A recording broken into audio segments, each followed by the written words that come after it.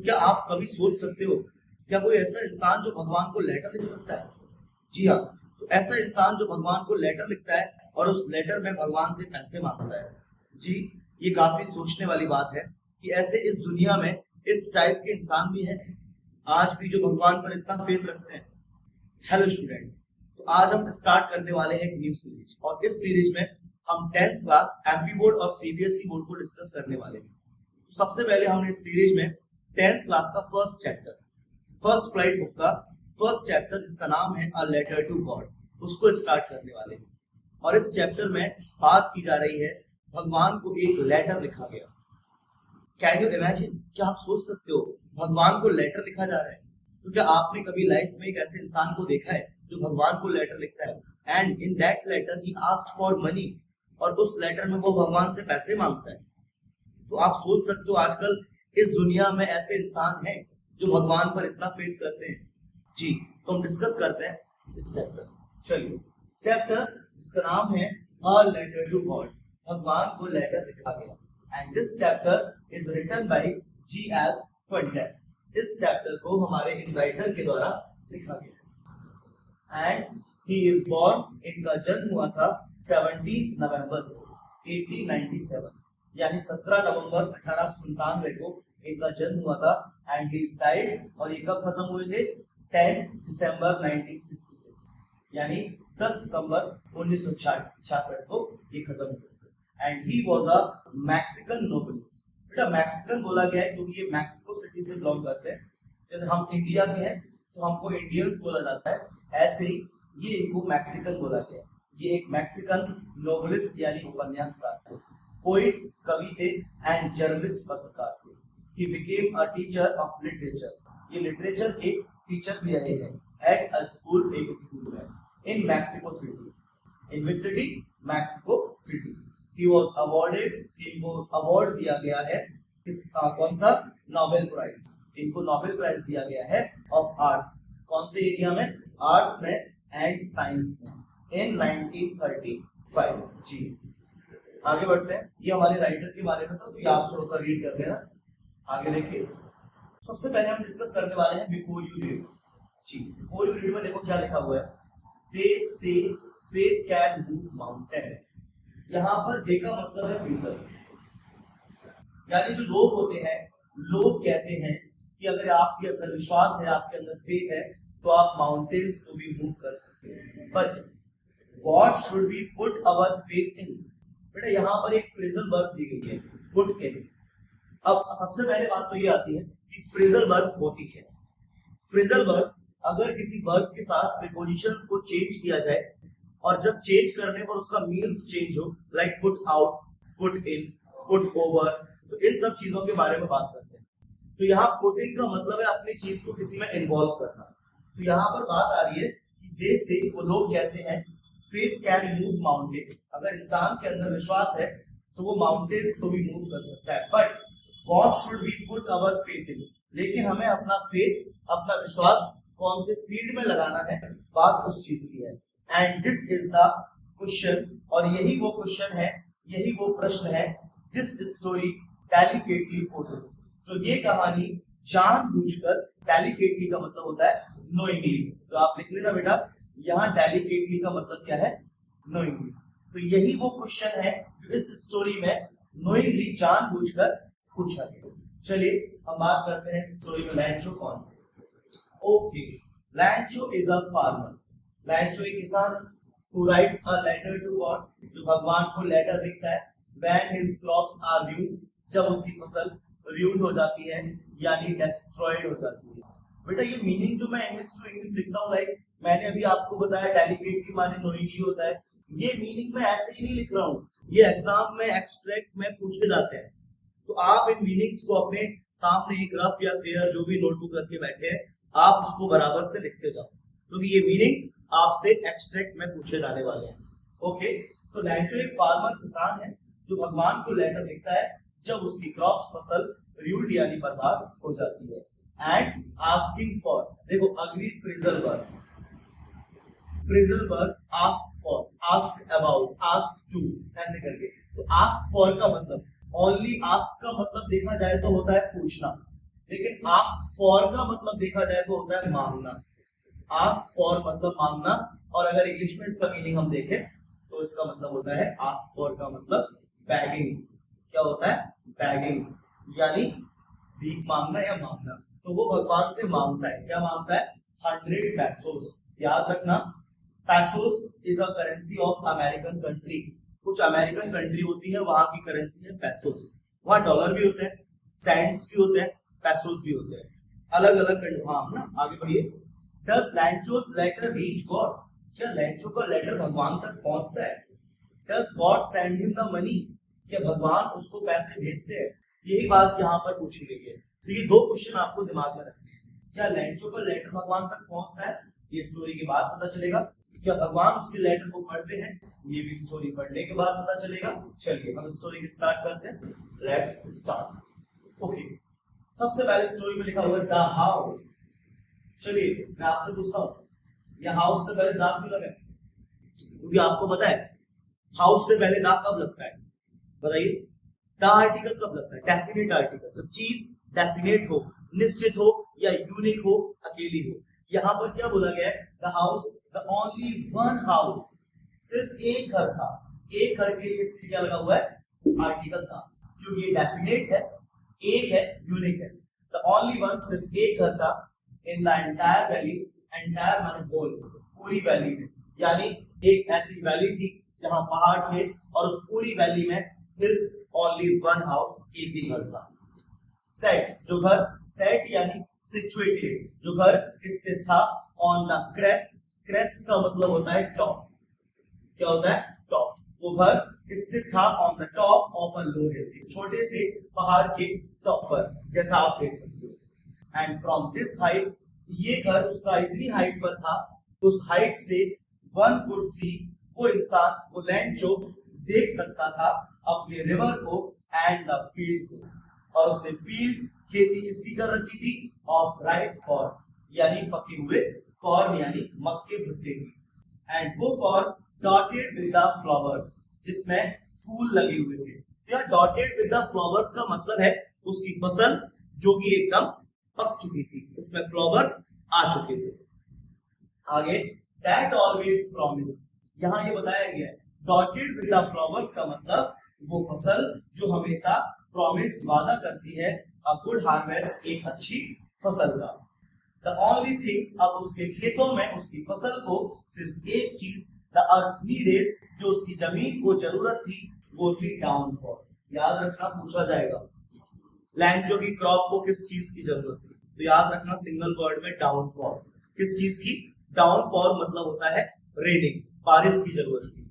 और एटलीस्ट, या अगर बारिश ना हो तो एटलीस्ट शावर तो हो ही जाए, यानी हल्की फुल्की बौछार तो हो ही जाए। थ्रू आउट द मॉर्निंग, सुबह सुबह लैंचो उठा। लैंचो who knew his fields intimately, लैंचो जो अपने खेतों को, इंटीमेटली का मतलब होता है क्लोजली। इंटीमेटली का मतलब क्या होता है? क्लोजली। भाई ऑब्वियस सी बात है, अगर मेरे पास मेरा मोबाइल है तो उस मोबाइल को मैं अच्छे तरीके से जानता हूं ना। तो लैंचो की खेती है, वो अपने फील्ड्स को बड़े क्लोजली जानता होगा ना। ओके, तो लैंचो अपने खेतों को जानता था। हैड डन नथिंग, लेकिन आज सुबह सुबह उठ के उसने और कुछ नहीं किया बट सी द स्काई, वो आसमान को देखने लगा। In which direction? North east direction. यानी लैंचो अपने घर से बाहर आया एंड ऐसे खड़े होके और आसमान को नॉर्थ ईस्ट डायरेक्शन में देखने लगा, और होप करने लगा कि आज बारिश होगी और मेरी फसल अच्छी होगी, क्योंकि उसकी फसल ऑलरेडी पकने को रेडी थी, बस एक बारिश की जरूरत थी। आगे बढ़ते हैं। Now we are really going to get some water women. फिर वो अपनी वाइफ से बोला कि वाइफ प्रिय, आज हमको सचमुच में कुछ पानी मिलने वाला है। वो अपनी वाइफ से ही आके शेयर करता है। एंड द वुमेन, चलो मैं आपको एक ग्रामर का पॉइंट और बताता हूँ। यहाँ पर देखो, वुमेन से पहले भी क्या लगा है? आर्टिकल द लगा हुआ है। What is the reason behind this? Article the क्यों लगा है? कमेंट करके बताओ। चलो बाकी मैं बता देता हूँ। वुमेन के बाद देखो आप क्या लगा हुआ है? हु लगा हुआ है। एंड whom, which, that, ये कुछ रिलेटिव प्रोनाउंस होते हैं। और रिलेटिव प्रोनाउंस जो आपके दो सेंटेंस को जोड़ते हैं, प्रोनाउन नाउन की जगह पर आते हैं। और ये रिलेटिव प्रोनाउन जब भी आते हैं ना नाउन के बाद, तो ये उस नाउन को डेफिनेट कर देते हैं। यानी मैं आपको समझाता हूँ, यहाँ पर अगर हु नहीं होता ना तो वुमेन से पहले दा नहीं लगता, क्योंकि हु ने उस वुमेन को डेफिनेट कर दिया, इसलिए क्या लगाए, दा लगाए। जैसे मैंने बोला she is dot dot girl, आप इससे पहले दा नहीं लगाओगे, आर्टिकल कौन सा लगाओगे। अगर इसी जगह मैं बोल दूं she is dot dot girl who is my sister, ये वो लड़की है जो मेरी सिस्टर है। तो इस हु रिलेटेड प्रोनाउन ने इस लड़की को डेफिनेट कर दिया मेरी सिस्टर है, इसीलिए इस गर्ल से पहले हम क्या लगाएंगे, आर्टिकल का। चलो आगे बढ़ते हैं। तो वो अपनी वाइफ से बोलता है आज हमको जरूर बारिश होगी, जरूर कुछ पानी मिलने वाला है। द वुमन, और वो महिला हु वाज प्रिपेयरिंग सपर, जो सपर तैयार कर रही थी। सपर यानी इवनिंग मील, इवनिंग मील यानी शाम का भोजन। डिनर सपर लगभग समथिंग समथिंग बराबर होते हैं। द वुमन जो कि सपर तैयार कर रही थी, उसने किचन से रिप्लाई दिया यस गॉड विलिंग। उसने बोला हाँ बिल्कुल जी, अगर भगवान की इच्छा हुई, विल मींस इच्छा।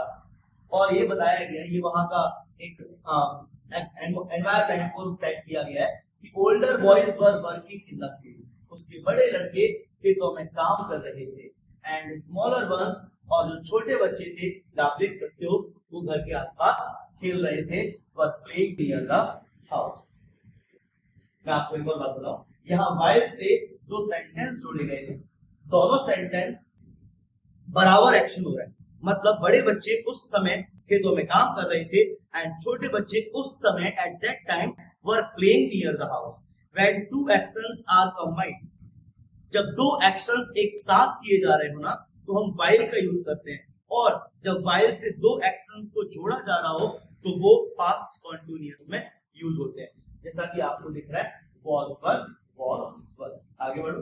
Until तभी the woman called to them all, लैंचो की वाइफ ने उन सभी को बुलाया और क्या बोली, come for dinner, चलो आओ डिनर कर लो। It was during the meal, सब लोग खाना खाने बैठ गए और खाना खाते समय दौरान की बात है। Just as लैंचो predicted, जैसा लैंचो ने प्रेडिक्ट किया था, जैसा उसने भविष्यवाणी की थी, big drops of rain, बारिश की बड़ी बड़ी बूंदें begin to fall, गिरना शुरू हो गई।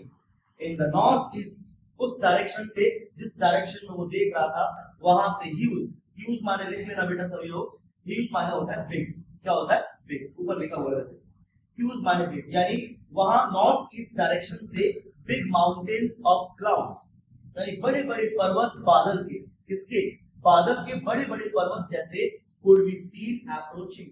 अप्रोचिंग का मतलब लिख लेना कम नियर, अप्रोचिंग माने क्या होता है, कम नियर, यानी बड़े बड़े बादल पास आते हुए दिखाई दे रहे थे। And the air was fresh, हवा एकदम ताजा थी, एंड स्वीट, एकदम प्यारी प्यारी हवा चल रही थी। द मैन वेंट आउट, तभी वो आदमी बाहर की तरफ गया, मतलब कौन आदमी, Lencho, for no other reason, बाहर, घर से बाहर और किसी रीजन से नहीं गया था, वो ऐसे खड़े होके बारिश की बूंदों का आनंद लेने गया, जैसे अक्सर हम कभी कभी जाते हैं, बिल्कुल इसलिए गया था, to have the pleasure of feeling the rain on his body, अपनी बॉडी पे बारिश का फीलिंग लेने, आनंद लेने। एंड व्हेन ही रिटर्न, जब वो वापस आया, he exclaimed, वो आते उसने अपनी exclaimed माने अपनी इनर फीलिंग्स को रिप्रेजेंट किया और क्या बोला, these are not raindrops, ये बारिश की बूंदें नहीं है, उसके अंदर की फीलिंग्स नहीं है, क्योंकि जब बारिश होती है उसकी फसल तैयार थी, और जब किसान के यहाँ बारिश होती है, फसल तैयार है, तो उसको वो बारिश की बूंदें नहीं, वो कॉइंस की तरह लगती है, सिक्कों की तरह लगती है, क्योंकि वो बारिश ही उसकी हेल्प करेगी एंड उस बारिश की वजह से वो ज्यादा पैसा कमा पाएगा। It will help him to earn more money, वही चीज है। तो वो बोला ये बारिश नहीं है फॉलिंग फ्रॉम द स्काई, जो आसमान से गिर रही है, दे आर न्यू कॉइंस, ये मेरे लिए नया सिक्का है, और जो बड़ी ड्रॉप्स है ना वो 10 सेंट पीसेस हैं, यानी 10 का सिक्का है, and the little ones are 5, जो छोटी बूंदें हैं वो 5 सेंट्स हैं। तो अभी आपने पैसोस करेंसी पढ़ी, अभी अमेरिकन कंट्री में क्या आता है, सेंट आते हैं, तो उसकी बात हुई है। आगे बढ़ते हैं। सभी विद अ सेटिस्फाइड एक्सप्रेशन, यानी बारिश हुई तो वो सेटिस्फाई हो गया, देखो कितना हैप्पी है, तो हाँ वो संतुष्ट हो गया कि अरे चलो भगवान ने मेरी सुन ली, अब सब कुछ अच्छा होगा। सेटिस्फाइड होकर ही regarded the field of ripe corn, वो अपने राइप कॉर्न की फील्ड को निहारने लगा विद इट्स फ्लावर, जिसमें फूल लगे हुए हैं, एंड वो उसका फील्ड ड्रैप्ड माने कवर्ड, ड्रैप्ड माने क्या होता है कवर्ड, वो उसका पूरा फील्ड कवर्ड यानी ढका हुआ था, इन अ कर्टेन ऑफ रेन, बारिश के पर्दे से, यानी कम बारिश से उसका पूरा खेत लबालब हो गया। बट सडनली अचानक से अ स्ट्रॉन्ग विंड, तेज हवा, विंड मींस हवा, तेज हवा बिगेन टू ब्लो, चलना स्टार्ट हो गई, and along with the rain, और उस बारिश के साथ साथ, याद रखना ब्लो मींस बहना होता है, तो सर फ्लो माने भी तो बहना होता है, फ्लो पानी के लिए होता है, हवा के लिए ब्लो होता है जी, ये डिफरेंस है। ऐसे बहुत से वर्ड्स होते हैं, लाइक तैरना, तैरना स्विम भी होता है, फ्लोट भी होता है, जब इंसान तैरता है स्विम लगाते हैं, जब नॉन लिविंग चीज होती है फ्लोट लगाते हैं, ऐसे ही डूबने का होता है सिंक और ड्रॉन। तो आप बताइए सिंक और ड्रॉन में क्या डिफरेंस है? सिंक और ड्रॉन दोनों का मतलब एक ही है, डूबना। कमेंट बॉक्स में कमेंट करके बताओ what is the difference between sink and drown. आगे बढ़ो। बारिश के साथ साथ बड़ी बड़ी बूंदें हिल स्टॉर्म्स की, ओलों की बिगेन टू फॉल, वो भी गिरना स्टार्ट हो गई। These truly did resemble, resemble माने होता है लुक से, और ये जो बूंदें, ये जो हेल स्टॉर्म्स यानी ओले जो गिरना स्टार्ट हुए थे ना, ये एकदम लुक सेम दिख रहे थे, किसकी तरह? Silver coins. अभी वो बारिश की बूंदों को न्यू कॉइंस बोल रहा था, और यहाँ पर हेल स्टॉर्म्स को क्या बोल रहा है? Because hail storms are white in colour, hail storms colour में व्हाइट होते हैं, दैट्स व्हाई ही से हेल स्टॉर्म्स को क्या बोल रहा है? Silver coins. द बॉयज तभी लैंड में लड़के exposing themselves to the rain, बारिश की तरफ भागे, rain out to collect, क्या इकट्ठा करने? frozen pulse, frozen माने जमे हुए, freeze की थर्ड फॉर्म, freeze माने जमना, थर्ड फॉर्म frozen, जमे हुए, pulse माने मोती, और hail storms को मोती बोला जा रहा है। उन जमे हुए मोतियों को कलेक्ट करने के लिए वो दौड़े। अब बच्चे हैं बेचारे, वो क्या जाने कि हमारी फसल बर्बाद हो गई, उनको तो खेल लग रहा है, अच्छा ये बढ़िया है, ठंडे ठंडे मोती है, इनको इकट्ठा करने चलते हैं, वहां पर दौड़े, आगे बढ़िए। अब हमारा लैंचो बेचारा बहुत सैड हो गया, बहुत दुखी हो गया, एंड क्या बोलता है? It is really getting bad now, अब तो बहुत बुरा होने वाला है। I hope it passes quickly, मैं भगवान से होप करता हूँ भगवान ये ओले पासेस गुजर जाए, क्विकली माने जल्दी से, but it did not pass quickly, वो ओले जल्दी से नहीं गुजरे। फॉर एन आवर, और 1 घंटे तक, द हेल यानी वो हेल स्टॉर्म्स रेन माने बरसते रहे, ऑन द हाउस उस घर में, द गार्डन बगीचे में, द हिलसाइड उसके पर्वत पे, एंड द कॉर्न फील्ड और उसके मक्के के खेतों पर, and on the whole valley उसकी पूरी घाटी में। द फील्ड वाज व्हाइट, उसका खेत ऐसा सफेद हो गया, एज इफ मानो, एज इफ माने होता है मानो, कवर्ड विद साल्ट, जैसे उसके फील्ड को ढक दिया गया हो साल्ट से। याद रखना एमपी बोर्ड में यहाँ से एमसीक्यू बनते हैं भाई, एमपी बोर्ड में, सीबीएसई बोर्ड में एमसीक्यू एक्सट्रैक्ट आते हैं, और एक्सट्रैक्ट एमपी एमसीक्यू आपके चैप्टर से आते हैं, इसीलिए एक एक लाइन, एक एक वर्ड को, और जो वर्ड मैं आपको सिमिलर बताता जा रहा हूं उन सभी चीजों को आप अच्छे सुनिए। Not a leaf remained on the tree, एक पत्ती पेड़ पर नहीं बची। The corn was totally destroyed, पूरा मक्का बर्बाद हो गया। फ्लावर्स वर गॉन, सारे फूल चले गए। फ्रॉम द प्लांट्स, मतलब टोटल बर्बादी हो गई, बेचारे के पास कुछ नहीं बचा। लैंचो सोल, जो लैंचो की सोल थी, सोल मतलब स्पिरिट, उसकी आत्मा, उसका दिल, वाज फिल्ड, वो किससे भर गया? सैडनेस, दुखीपन से भर गया। And when the storm had passed, और जब ये तूफान, ये हेल स्टॉर्म्स वाला तूफान जब वहां से पास हुआ, निकला, ही स्टूड, हमारा लैंचो आके खड़ा हो गया, in the middle of the field, अपने खेतों के बीच में, and said to his sons, और अपने बच्चों से बोला, इससे अच्छे तो कौन थे? इससे अच्छे तो लोबस्टर्स थे। What is lobsters? लोबस्टर्स होते हैं टिड्डे, यानी लोबस्टर्स होते हैं आपके बर्ड्स होते हैं, जो एक ग्रुप में आते हैं और पूरी फसल को बर्बाद कर जाते हैं। तो बोलता है वो अच्छे थे, थोड़ा बहुत तो छोड़ जाते थे, लेकिन इन्होंने तो सब बर्बाद कर दिया। ओलों ने क्या बोलता है? A plague of lobsters, वो जो lobsters का ग्रुप था ना, would have left more than this, वो एटलीस्ट इनसे ज्यादा छोड़ जाता था यार, the hail has left nothing, ओलो ने तो कुछ भी नहीं छोड़ा, and this year we will have no corn, इस साल हमको बिल्कुल मक्का मिलने वाला नहीं है, अब हम बर्बाद हो गए।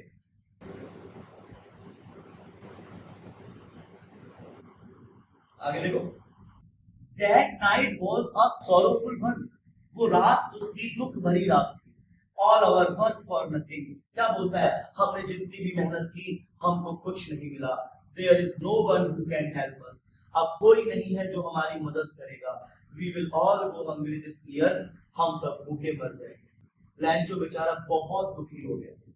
But in the hearts of all who lived in that solitary house in the middle of the valley, बोलता है लेकिन अभी भी इस वैली के बीचों बीच जो मेरा घर बना है, और उस घर में अकेले घर में, सॉलिटरी माने अकेला घर, और उस घर में जो भी इंसान रहते हैं उन सभी, मतलब अपनी बात कर रहा है कि मेरे घर में मेरे बच्चे, मेरी वाइफ और मैं, हम सभी के हर्ट्स में, दिल में अभी भी क्या है, there was a signal hope, अभी भी एक होप है, हेल्प फ्रॉम गॉड, और वो होप क्या है, वो है भगवान की आशा। यानी अभी भी वो कहता है अभी भी मुझे, मैंने अपनी होप खोई नहीं है, अभी भी मुझे अपने भगवान से उम्मीद है, मेरे भगवान मुझको हेल्प करेंगे। फिर वो अपने बच्चों से बोलता है, उसे पता है कि उसकी क्रॉप, उसकी फसल टोटली डिस्ट्रॉयड हो चुकी है, लेकिन तब भी वो अपने बच्चों से बोलता है डोंट बी सो अपसेट, ज्यादा दुखी होने की जरूरत नहीं है।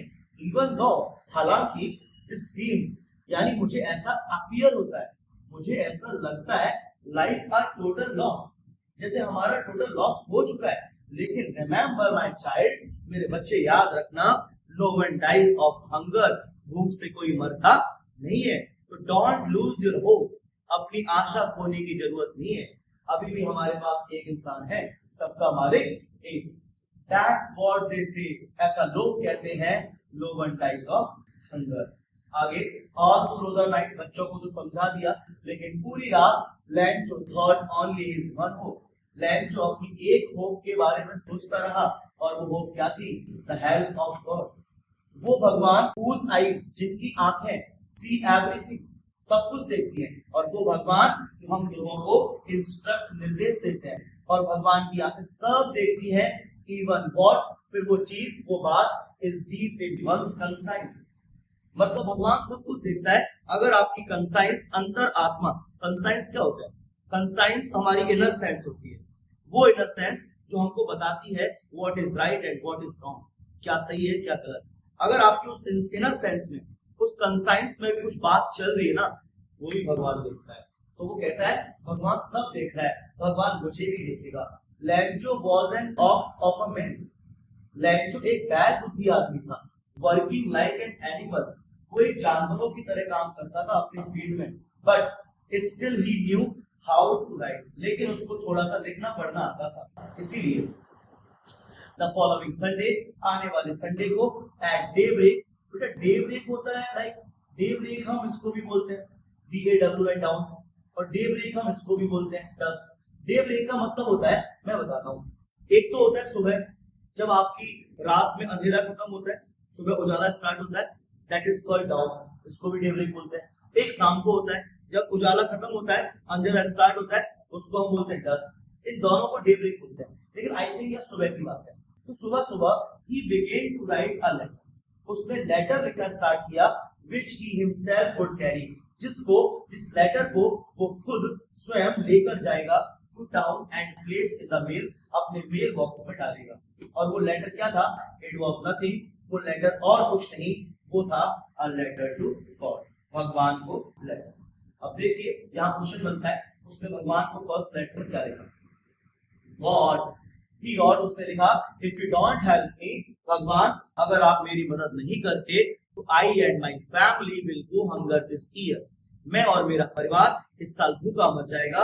आई नीड 100 पैसोस, मुझे 100 पैसोस की जरूरत है, इन ऑर्डर टू सो, ताकि मैं बो सकूं, सो माने बोना, क्या बो सकूं, माय फील्ड, अपने खेतों को दोबारा से, एंड टू लिव, और जी सकूं, कब तक, until the crop comes, जब तक मेरी फसल नहीं आ जाती, because the hailstorm all on सब बर्बाद कर दिया। उसने ये लेटर लिखा, हाँ उसने लेटर में एड्रेस में क्या लिखा था ऊपर, ऑन द एनवलप, लिफाफे के ऊपर उसने लिखा था to God and put the letter, उस लेटर को वो डाल आया इनसाइड उस मेल बॉक्स में एंड स्टिल ट्रबल्ड, परेशान सा होता हुआ वेंट टू टाउन, टाउन गया, पोस्ट ऑफिस में गया, ही प्लेस्ड अ स्टाम्प, उसने उसके ऊपर 5-10 रुपए का, हमारे यहाँ जो आता है गांधी जी का फोटो लगा हुआ, वो स्टाम्प उसने उस पर प्लेस किया, चिपकाया on the letter and dropped it, और उस लेटर को उसके अंदर डाल दिया इन द मेल बॉक्स या into the mail box, in नहीं इनटू आएगा,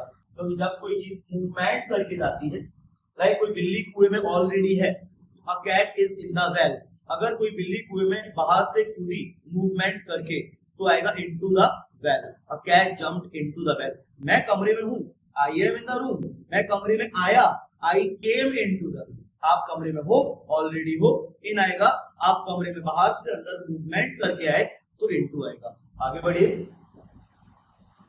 वहां पर खड़े थे जब उसने अपने लेटर को मेल बॉक्स में डाला, वहां पर बहुत सारे एम्प्लॉइज थे, कर्मचारी थे, उनमें से एक कर्मचारी हु वाज अ पोस्टमैन, जो एक पोस्टमैन था, also helped at the post office, वो पोस्ट ऑफिस में हेल्प भी करता था, वेंट टू हिज बॉस, वो अपने बॉस के पास गया, लाफिंग हर्टली, बहुत तेज हंसते हुए, and showed him the letter to God, और जाते ही बॉस को अपना लेटर दिखाया, वो लैंचो वाला, और क्या बोलता है boss, I have never seen this kind of address in my whole career, boss मैं इतने समय से काम कर रहा हूं, लेकिन मैंने अपने पूरे करियर में इस टाइप का एड्रेस कभी नहीं देखा। आगे, द पोस्ट मास्टर, वो पोस्ट मास्टर जो थोड़ा फैट मोटा था, एमिएबल माने होता है फ्रेंडली, मोटा था लेकिन फ्रेंडली था, आजकल के बॉस तो आपको पता ही कैसे होता है, वो फ्रेंडली था, ज्यादा गुस्सा नहीं करता था, also broke out laughing, broke out का मतलब होता है फूटना, स्टार्ट, उसने भी हंसना स्टार्ट कर दिया, बट ऑलमोस्ट, लेकिन थोड़ी देर बाद,